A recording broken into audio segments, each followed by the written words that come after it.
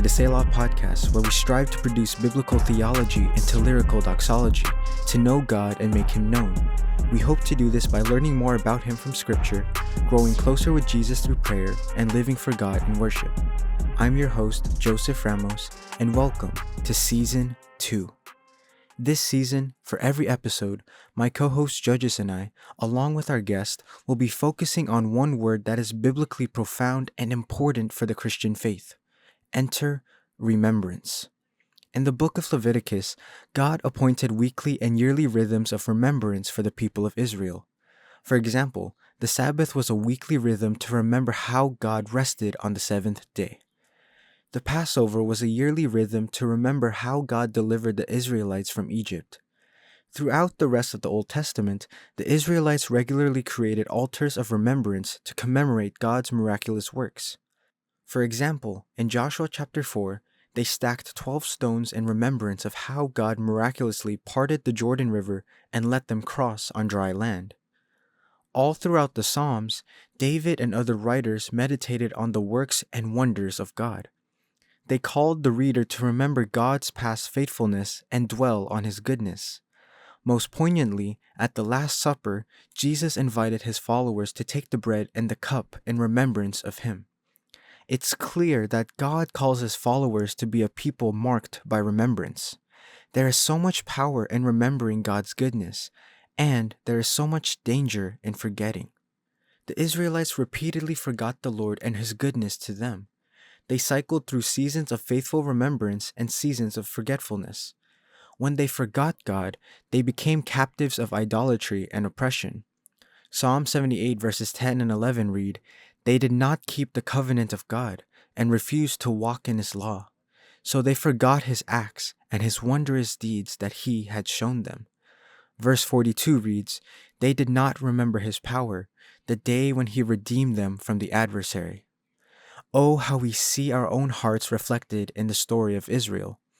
We are so quick to forget all that God has done for us, and forgetting God's goodness makes us vulnerable to the schemes of the enemy. If you've noticed, we are most vulnerable to anxiety when we focus our attention on disappointment and pain. When we dwell on all that seems wrong in our lives, the enemy attacks us with doubt, self-pity, and fear. However, the opposite happens when we dwell on God's goodness in our lives. We notice the ways that He has been guiding and sustaining our lives since the day we were born. I personally can remember the difficult seasons He has carried me through and the growth that He has done in my heart. I am struck by the deep and meaningful relationships He has provided in different seasons of my life. And most of all, I remember the way He has unconditionally loved me and forgiven my sins. Now, this doesn't mean that we should ignore the pain and disappointments in life. However, we don't dwell on them alone. Instead, we should invite God's interpretation of the painful events we experience. We ask Him to show us the ways that He is acting redemptively in each and every one of our lives, bringing good out of what the enemy intended for evil. We see this portrayed in the book of Genesis, where Joseph comforts his brothers. Genesis chapter 50 verse 20 reads, "As for you, you meant evil against me, but God meant it for good, in order to do what has happened on this day, to keep many people alive." Joseph did not have the text of Romans 8:28, but he had the truth of it. Romans 8:28 reads, "And we know that for those who love God, all things work together for good, for those who are called according to His purpose." Every Christian should be able to see the overarching and overruling hand of God in their life, to know that no matter what evil man brings against us, God can use it for good. Ultimately, our lives are not in the hands of men, but in the hands of God, who overrules all things for His glory. All throughout the scriptures, God calls His people to remember His goodness.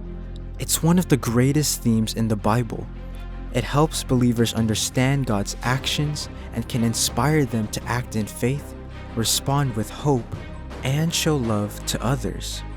Psalm chapter 34 verse 8 reads, "O taste and see that Yahweh is good. How blessed is the man who takes refuge in him. Remembrance. Welcome to Season 2 of the Selah podcast.